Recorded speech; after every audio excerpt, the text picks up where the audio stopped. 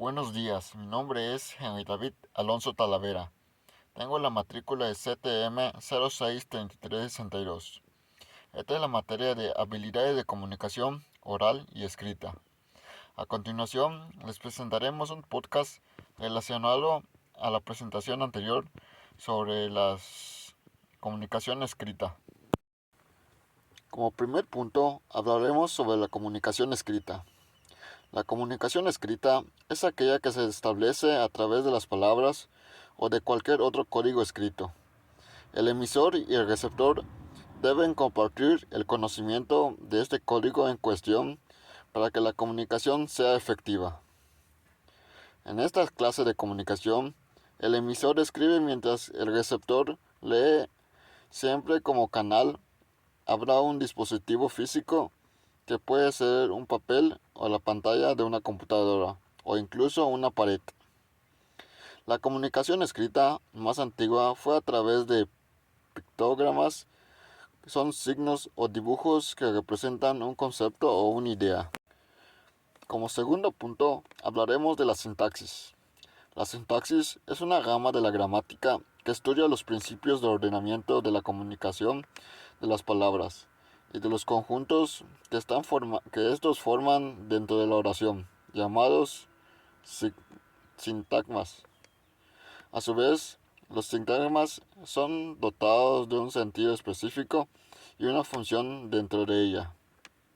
Las palabras no operan de manera individual y aislada, sino en una cadena o ristra, una, unas antes de otras, ya que su significado propio puede alterarse del lugar que ocupen en la oración.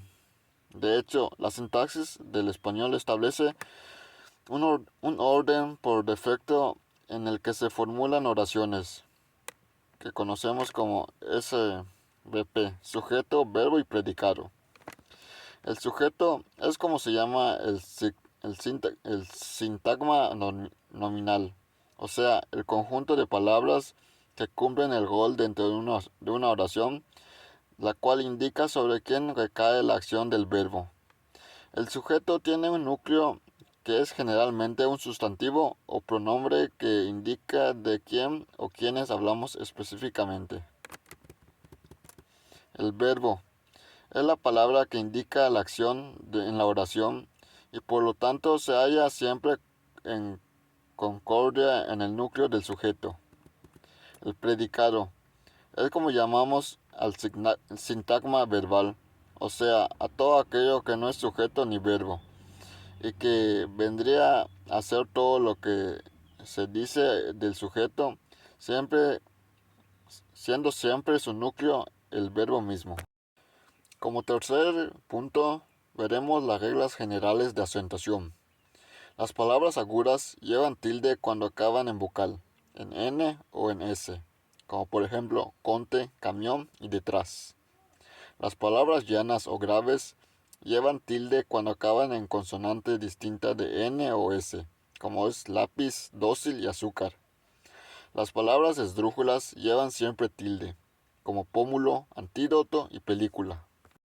Como cuarto punto, veremos la ortografía de la acentuación y la puntuación. Llamamos acento a la mayor intensidad con la que pronunciamos una determinada sílaba de una palabra. Esa sílaba, llamada sílaba tónica, puede ser y señalada con la tilde. Queda destacada que de esa manera respecto a las demás sílabas de la palabra. Los diptongos y los triptongos solo llevan tilde cuando así lo exigen las normas generales de acentuación. En caso de que lleven tilde, esta se sitúa sobre la vocal abierta, A, E, O, como náufrago, compráis y cambiéis. Si las dos vocales del diptongo son cerradas, I, U, la tilde recae sobre la segunda vocal, como incluí y cuídame. Siguen las reglas generales de acentuación las palabras que llevan hiatos formados por vocal abierta y vocal abierta, como poético, capea, llevan siempre la tilde sobre la vocal. cerrada, las palabras que tienen hiato formado por vocal abierta más vocal cerrada. Tónica o viceversa. Desvía como Gaúl y prohibido. Olvidar cómo se acentúa o cuáles son las palabras agudas con tilde. Las graves y las esdrújulas pueden pasarle a más de uno. Sin embargo, la idea es tratar de memorizar las normas para evitar cometer errores ortográficos o cambiar el significado de una frase. Por suerte, la técnica para resolver es muy fácil. Solo es necesario conocer la posición de la sílaba tónica en cada palabra y así poder descifrar si es aguda, grave o esdrújula, pues cada grupo tiene respectivas reglas. Como último punto, veremos la conjugación personal y verbal. Las conjugaciones verbales son los modelos a seguir para conjugar los verbos. Conjugar un verbo es ajustarlo a los tiempos en los que ocurre la acción, el estado o el fenómeno que se quiere expresar y hacerlo concordar con el sujeto de la oración. En la conjugación intervienen los dos elementos que forman la palabra, raíz o radical, también llamadas lexema o base léxica. Parte del verbo expresa el significado y se mantiene igual en toda la conjugación. La segunda, desinencias o flexiones, también llamadas morfemas flexivos, que indican modo, tiempo, aspecto y persona gramatical. Esta es la parte que se altera o varía en la conjugación. Los tipos de conjugación se determinan por la vocal a, e, i, para que ésta aparece en el infinito del verbo. Esta se conoce como vocal temática. En español hay tres tipos de conjugación. La primera incluye los verbos terminados en ar. La segunda incluye los verbos en er y la tercera en ir.